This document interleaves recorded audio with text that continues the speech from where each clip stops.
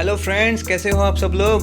आप देख रहे हैं एक्सक्विजिट ज्ञान। मैं हूं वरुण और आज का हमारा जो टॉपिक है एविडेंस एक्ट का सेक्शन 14। दोस्तों, मेरे चैनल को सब्सक्राइब कर देना और वीडियो को शुरू से लास्ट तक पूरा देखना। एविडेंस एक्ट का सेक्शन 14 उन फैक्ट से डील करता है जो फैक्ट्स किसी स्टेट ऑफ माइंड या बॉडी की स्टेट या बॉडीली फीलिंग की एग्जिस्टेंस को शो करते हैं, तो वो फैक्ट्स रेलेवेंट होते हैं। इस कंटेक्स्ट में सेक्शन 14 डील करता है। आइए अब इनको हम समझते हैं। वो फैक्ट्स जो कि एग्जिस्टेंस को शो करते हैं, किसकी एग्जिस्टेंस को? स्टेट ऑफ माइंड की। स्टेट ऑफ माइंड क्या होता है? स्टेट ऑफ माइंड हो सकता है किसी पर्सन की मन की हालत, उसकी दशा क्या है। जैसे कि इंटेंशन माइंड की एक स्टेट है, नॉलेज, गुड फेथ, नेग्लिजेंस है, रैशनेस है, इल विल है या फिर गुड विल। अब ये जो स्टेट ऑफ माइंड है, ये एक पर्सन की किसी दूसरे पर्सन के लिए होती है। मान लो एक पर्सन किस इंटेंशन से दूसरे पर्सन के साथ एक्ट करता है, तो वो फैक्ट्स जो कि उन फैक्ट्स को प्रूव करते हैं या शो करते हैं कि उस पर्टिकुलर पर्सन की ये इंटेंशन रही होगी, तो वो जो इंटेंशन को प्रूव करने वाले फैक्ट्स हैं, एक्ट को नहीं प्रूव कर रहे, इंटेंशन को प्रूव कर रहे हैं, तो वो प्रूविंग फैक्ट्स रेलेवेंट फैक्ट होते हैं।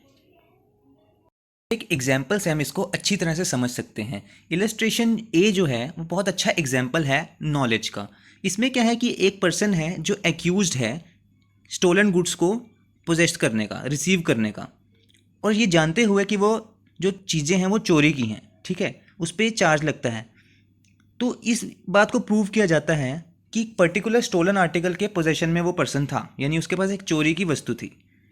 अब वो फैक्ट प्रूव करते हैं कि उसी टाइम, सेम टाइम में उसके पास बहुत दूसरी चीज़ें भी थीं, चोरी की थी, जो कि अब चलो एक चीज़ स्टोलन प्रॉपर्टी हो सकती है जो कि अनइंटेंशनली एक पर्सन के पास आ सकती है, लेकिन बहुत सारी चीज़ें होना किसी पर्सन के पास और वो भी स्टोलन प्रॉपर्टी होना, तो ये फैक्ट शो करते हैं ना कि उसकी क्या इंटेंशन रही होगी, उसकी क्या नॉलेज थी। यानी ये प्रूव ये करते हैं बात कि उस पर्सन को नॉलेज रही होगी कि जो पर्टिकुलर चीज़ उसके पास है वो भी चोरी की है।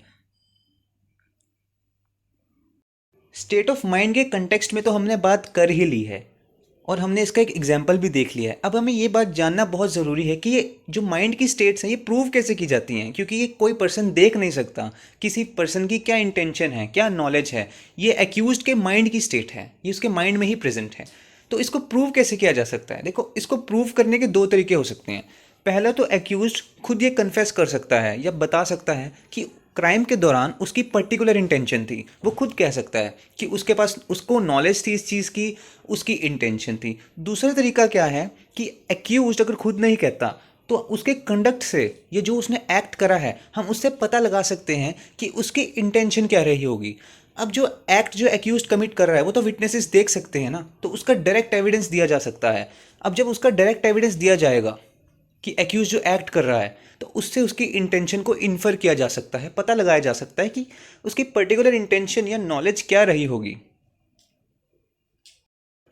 इसके बाद की जो लाइंस हैं वो कहती हैं कि वो फैक्ट्स जो कि किसी की स्टेट ऑफ बॉडी या बॉडीली फीलिंग के बारे में बताते हैं, उनको शो करते हैं, तो वो फैक्ट भी रेलेवेंट है। अब स्टेट ऑफ बॉडी में क्या हो सकता है कि किसी पर्सन की बॉडी की क्या कंडीशन है, उसकी कैसी स्टेट है, इस बारे में जो फैक्ट्स बताते हैं। अब एग्जांपल हम देख सकते हैं कि जैसे एक्यूज्ड की मेडिकल रिपोर्ट हो सकती है कि उसने, उसकी जो क्या बॉडी के सिम्टम्स थे, उसकी क्या कंडीशन थी क्राइम से पहले, क्राइम के बाद।